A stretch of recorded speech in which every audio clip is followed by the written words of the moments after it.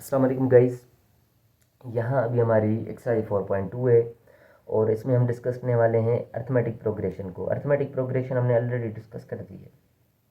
कह रहा find the indicated term in each of the following arithmetic progression.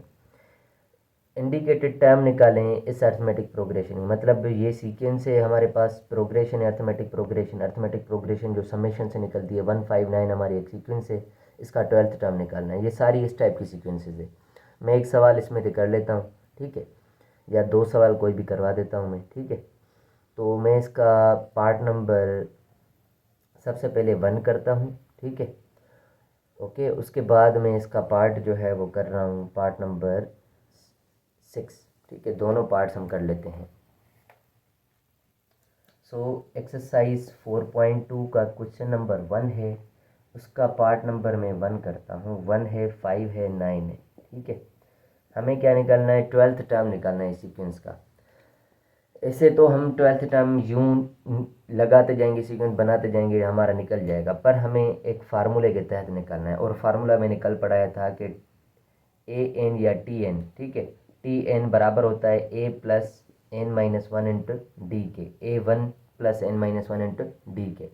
तो इस तहत हम इसके फार्मूले के हिसाब से हम वो निकालेंगे। A12 यहाँ पर टी एन या ए एन भी लिख सकते हैं, बात एक ही है, ठीक है। किसी बुक्स में टी एन लिखा होता है, किसी बुक्स में ए एन लिखा होता है, तो आप दोनों चीज़ें लिख सकते हैं। टी एन मतलब टर्म नंबर जो भी होगा, nth टर्म। ये A12 है तो मतलब टर्म नंबर 12। तो बहरहाल अब हमारे पास A1 जो है वो बराबर है 1 के, और D हम किस तरीके से निकालते हैं? इसमें से ये माइनस करते हैं, मतलब 5 माइनस 1 किया तो 4 आ गया। आप इसमें से ये भी माइनस करके चेक करेंगे तो भी सेम आना है, तो 9 माइनस 5 किया तो भी हमारे पास 4 आया। तो डी हमारा डिसाइड हो गया कि 4 है, और A1 डिसाइड हो गया कि 1 है। अब हमें क्या करना है? A12 निकालना है। क्या निकालना है? A12। तो हम A12 इज इक्वल्स टू, इस फार्मूला में हर जगह पे, मतलब n का वैल्यू जो होगा हमारा अभी 12 होगा। n का वैल्यू अब हमारा क्या होगा? 12 होगा। जो भी टर्म n की जगह हमने लिखा है ना 12, तो n की जगह 12 लिखना है इस फार्मूला में। सो A12 is equals to A1। A1 हमारे पास है 1, प्लस n की जगह मैं लिखूंगा 12 माइनस 1, और d की जगह मैं लिखूंगा 4।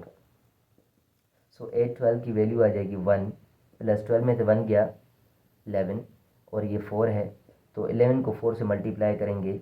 A12 is equals to 1 plus 11 time 4 is 44 आ गया। 44 और 1 45। तो A12 जो हमारा आ रहा है वो आ रहा है 45। तो ये जो था पार्ट नंबर 1 था। पार्ट नंबर में कर लेता हूँ 6, ठीक है, क्योंकि वो फ्रैक्शन में है। बाकी आप कर लेंगे, जो भी पार्ट्स ना हो वो आप मुझे बताइएगा, इंशाल्लाह मैं फिर नेक्स्ट वीडियो में कर दूंगा। 1/3, 1/2, 2/3 अप टू A6, ठीक है।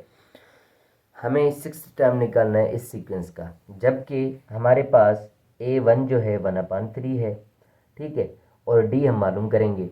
D किस तरीके से मालूम करते हैं? इसमें से ये माइनस करेंगे, मतलब 1/2 में से माइनस करेंगे 1/3 को।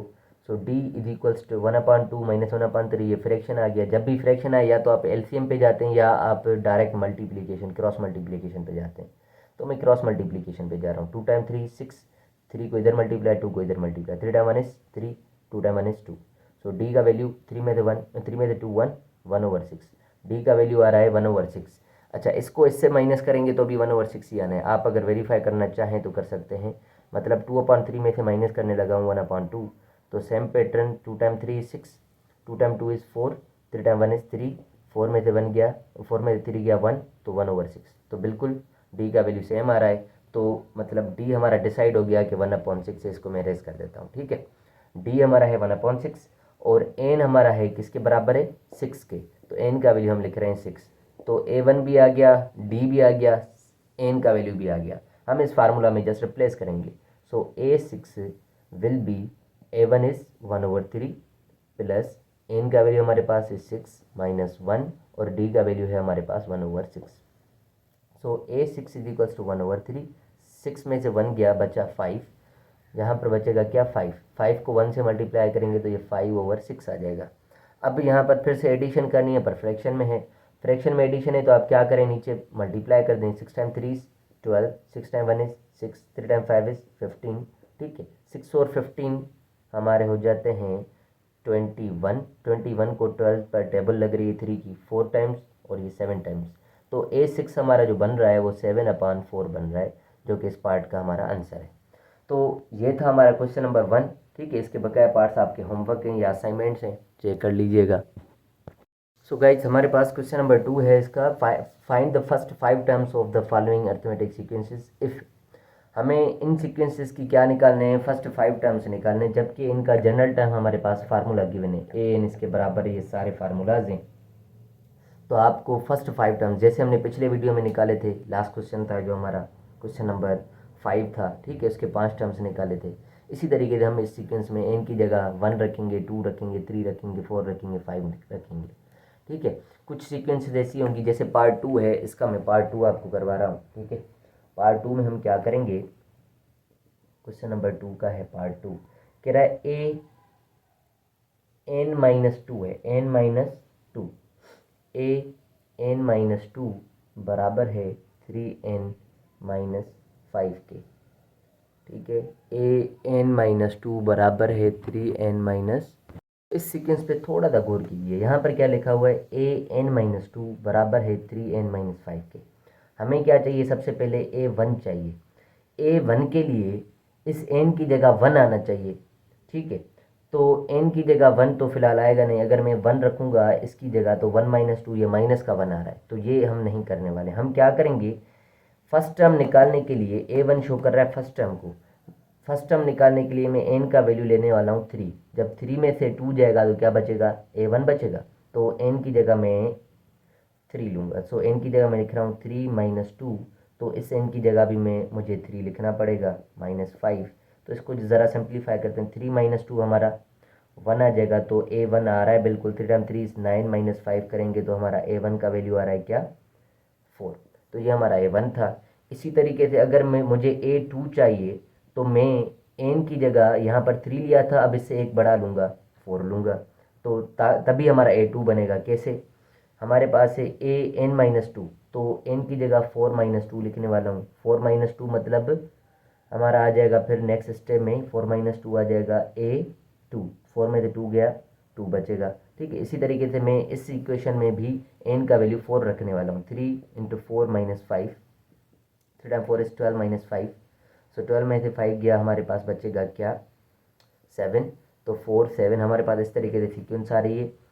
फर्स्ट 5 टर्म्स निकालने, तो मैं a3 निकालने लगा हूँ। a3 के लिए मुझे n का वैल्यू क्या निकालना है, 5 लिखना है। ठीक है, a5-2 इज इक्वल्स टू 3 × 5 - 5। ठीक है, सो a यहाँ पर 3 आ जाएगा, 3 टाइम 5 इज 15, 3 टाइम 5 इज 15, 15 में से 5 गया तो 10 बचा। तो मेरे पास सीक्वेंस आ रही है 4 7 10, इस तरीके से मेरी सीक्वेंस चली जाएगी। ठीक है, आप 2 टर्म्स नेक्स्ट निकाल लीजिएगा, अगर ना हो तो फिर मुझे बताइएगा। तो ये जो है कुछ सीक्वेंसेस इस टाइप की होंगी।